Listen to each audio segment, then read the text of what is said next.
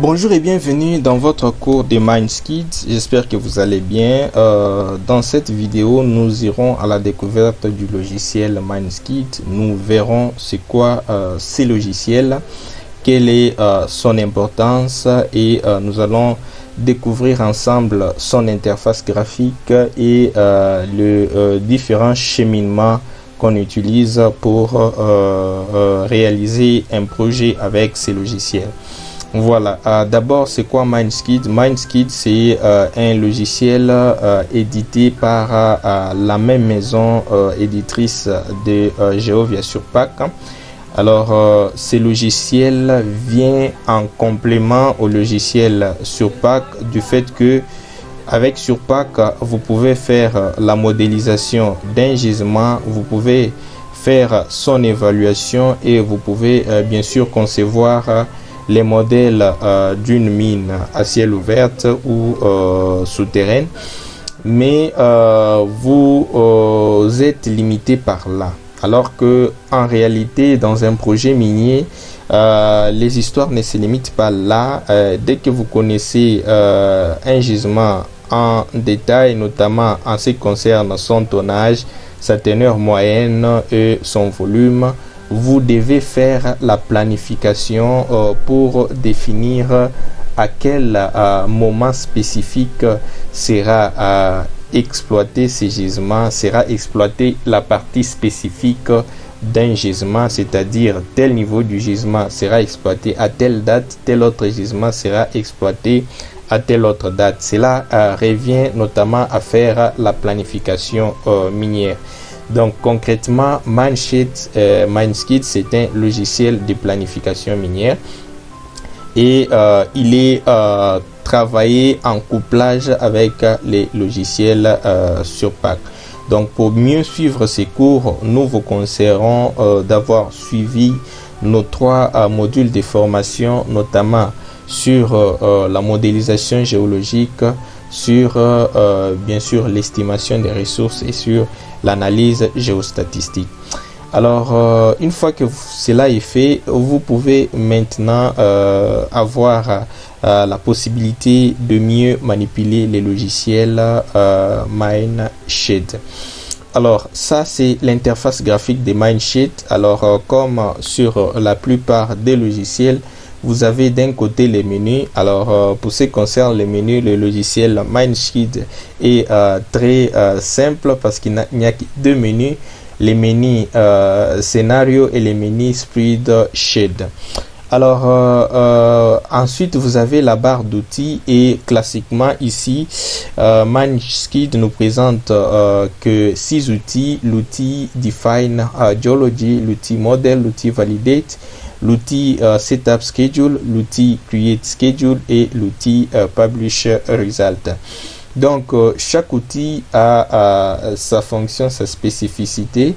D'abord l'outil Define Geology qui nous permet de créer un projet, l'outil Model qui nous permet d'importer notre bloc modèle créé et estimé dans le logiciel Surpack, l'outil Validate qui nous permet de valider ça afin bien sûr de faire des déterminations des valeurs, notamment des graphiques de tonnage, des graphiques de volume, que sais-je encore. L'outil Setup Schedule qui nous permet de définir les paramètres de notre calendrier et de créer les calendriers, ça c'est l'outil Create Schedule. Et enfin de publier les résultats de notre planification, ça c'est le dernier outil. En dessous de ces outils, vous avez bien sûr votre espace d'affichage. Et votre espace d'affichage sera divisé selon les cas en 4 étapes. Vous avez la fenêtre à l'extrême gauche qui vous permet d'ajouter un élément, de le supprimer ou de le copier. Vous avez la fenêtre au milieu ici qui va servir d'affichage, surtout quand vous avez des éléments à schématiser. Vous avez la fenêtre à l'extrême droite qui, elle, va nous permettre bien sûr de définir les différents paramètres, notamment ici vous avez worst, low grade, high grade qui sont des paramètres auxquels nous avons pu choisir des spécificités différentes. En dessous, vous avez une autre fenêtre qui nous permet aussi de définir d'autres paramètres, sans oublier que vous avez toujours la possibilité de naviguer d'un menu à un autre vers le bas. Et là, les petites fenêtres vont vous permettre d'ajouter un paramètre ou d'en supprimer un autre. Et ce qu'il y a de plus intéressant avec Mindscape, c'est les outils de Mindscape ont des caractères.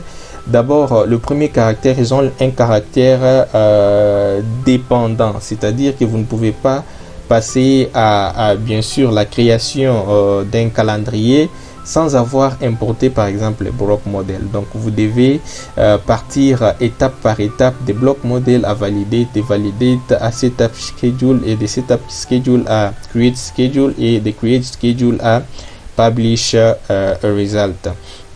Voilà, alors la première étape dans Mindscape a été d'importer notre bloc modèle, et là nous allons partir d'un projet déjà réalisé. Et dans ce projet, nous avons d'abord importé notre bloc modèle avec des paramètres bien définis, des matériels qui bien sûr intègrent la teneur et aussi en définissant la densité de la minéralisation. Et là vous pouvez voir que nous avons importé tous les trois composantes de notre gisement, à savoir la matière stérile, la matière à faible minéralisation low grade zone, la matière à forte minéralisation high grade zone. Et dans l'autre fenêtre, nous avons pu intégrer les éléments qualitatifs, notamment bien sûr les agrégats de notre gisement et aussi sa teneur moyenne, parce que évidemment l'évaluation se fera sur base de ces des éléments. Alors une fois que ces éléments ont été intégrés, nous avons eu la possibilité de valider notre bloc modèle, et là vous voyez qu'automatiquement des graphiques nous seront générés. Les graphiques qui vont nous présenter la situation du volume par rapport à ces trois composants du bloc modèle, le stérile, le remblai pauvre et le remblai riche. Pareil pour la masse, l'évaluation de la masse sera faite par rapport aux trois composantes, et les quatre graphiques vont tout simplement faire cette évaluation par rapport aux agrégats et par rapport à la teneur. Et là en dessous vous avez la possibilité d'adapter ou faire la mise à jour de vos graphiques s'il y a bien sûr des données qui ont été ajoutées, ou de vérifier s'il y a des erreurs. Ensuite, l'étape suivante sera de paramétrer bien sûr votre calendrier. Mais avant cela, nous avons pu définir les différents éléments qui vont entrer en ligne de compte lors de l'exploitation de façon schématique. Là, vous avez par exemple un pit design qui sera couplé bien sûr à notre bloc modèle. Cela s'est fait en surpack. Mais à ce pit design, on a pu ajouter les deux autres éléments qui découlent directement de pit design. Ce sont nos remblais. Donc nous aurons le remblai de forte minéralisation ou le remblai pauvre, plutôt ou de faible minéralisation, les remblais pauvres, et le remblai de forte minéralisation ou le remblai riche.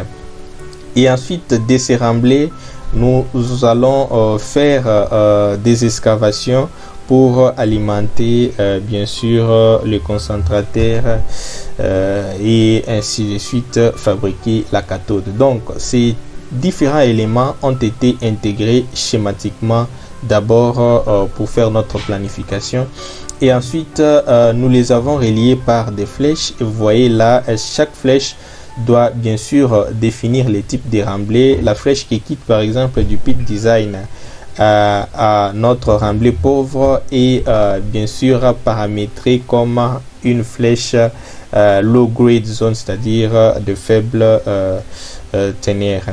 La flèche qui quitte de notre pit design à notre, bien sûr, remblai riche sera qualifié de remblai riche. Pareil, même pour la fabrication ou l'alimentation de l'industrie. Alors, ensuite, l'étape suivante va tout à fait nous permettre d'ajouter un engin, bien sûr, à ces différents schémas, et donc l'engin sera ajouté là. Mais avant tout, nous avons fait l'évaluation, et cette évaluation nous a permis de générer ces graphiques. Et là, vous allez me dire, ben, ces graphiques ont été déjà générés, mais cette fois-ci, en affichant ces graphiques, nous avons pu faire l'évaluation niveau par niveau, parce qu'il faut bien le dire, la planification permet de définir date par date quel niveau sera exploité ou pas. Et cela n'est possible que si l'on connaît des choses en détail. Et là, par exemple, vous avez au niveau d'altitude 879, vous avez le matériel qui sera exploité, ce sera le stérile. Et vous avez excavé les stériles, vous avez le volume de ces stériles, vous avez sa masse, et vous avez, comment dire, son tonnage, vous avez sa teneur, et ainsi de suite. Donc pour ce qui concerne les low grade zones, vous avez l'évaluation pareille, vous avez également l'évaluation pour la zone fortement minéralisée, et niveau par niveau vous avez cette évaluation. Donc cela nous permet de connaître la situation de notre gisement altitude par altitude, afin de mieux faire cette planification. Et au niveau de la production, nous avons pu associer l'engin qui va nous permettre de faire l'excavation, parce qu'il faut bien le dire, selon l'engin que vous allez utiliser à sa capacité d'excavation, et cette capacité peut influer sur la durée de vie d'une mine, parce que si la capacité est forte, donc la durée de vie de l'exploitation sera faible, et si la capacité est faible, cela va rallonger bien sûr la durée de vie. Et là, vous avez la possibilité non seulement de prendre un engin, mais d'ajouter autant d'engins pour bien sûr réduire la durée de vie comme cela vous semble. Et ensuite, nous avons une autre étape qui est celle de définir les paramètres. Et là, les paramètres sera block factor, swell factor, max factor. Ce sont les paramètres dont les valeurs dépendent d'un gisement à l'autre. Il va donc bien falloir consulter la documentation de Mindscape pour savoir votre gisement, quel paramètre de swell factor par exemple lui correspond. Pour ce qui nous concerne, les gisements de nickel a un swell factor de 1.5.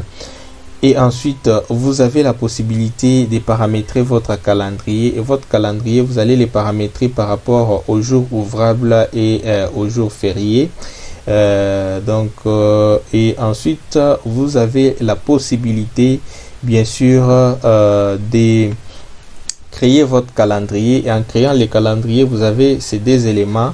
Vous avez d'abord les graphiques, et comme vous pouvez les voir sur ces graphiques, à chaque pilon, vous avez l'évaluation quantitative de nos trois éléments, notamment les stériles, les remblais pauvres et les remblais riches.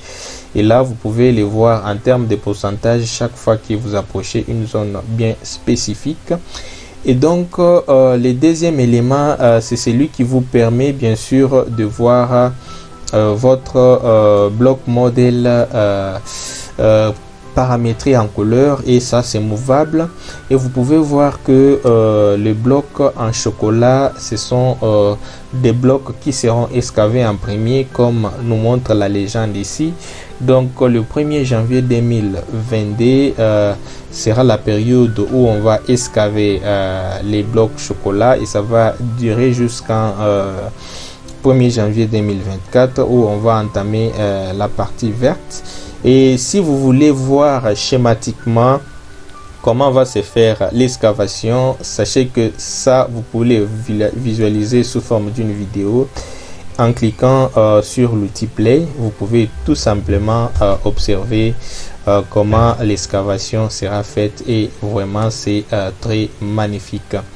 Donc là, nous sommes en train d'observer schématiquement l'excavation de notre mine.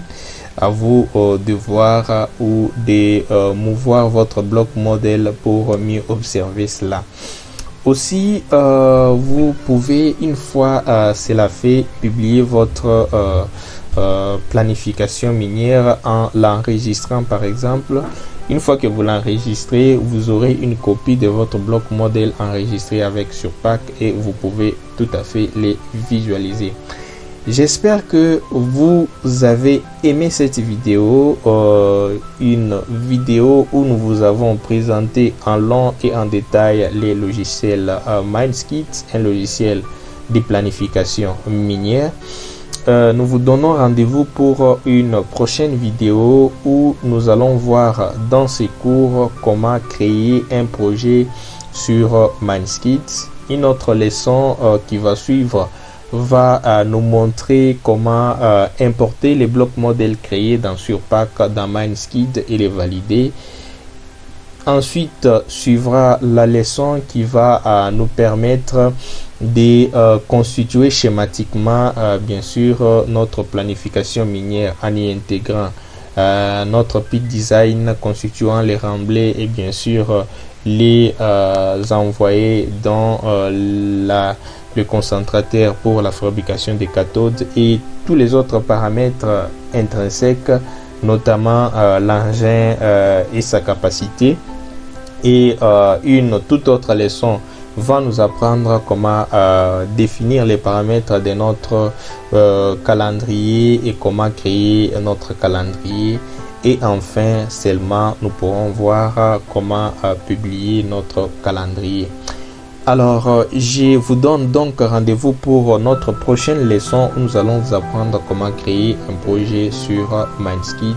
Ciao, à bientôt.